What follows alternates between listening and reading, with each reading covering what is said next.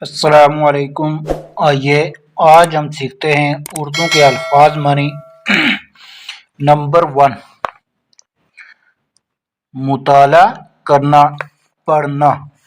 مطالعہ کرنا، پڑھنا۔ وابستہ ہونا، وابستہ ہونا۔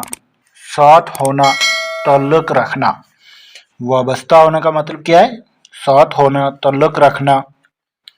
سکونت، سکونت۔ رہائش کی جگہ، رہائش کی جگہ۔ عظیم، عظیم۔ بہت بڑا، بہت بڑا، بلند والا۔ عزت افزائی، عزت افزائی۔ عزت دینا، عزت دینا۔ عزت افزائی کیا ہوا؟ عزت دینا۔ اعزاز، اعزاز۔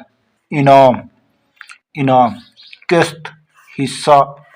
انتقال، فوت ہونا، انتقال، فوت ہونا۔ تجویز، تجویز، مشورہ، مشورہ۔ سپرد حق، سپرد حق۔ دفن ہونا، سپرد حق، دفن ہونا۔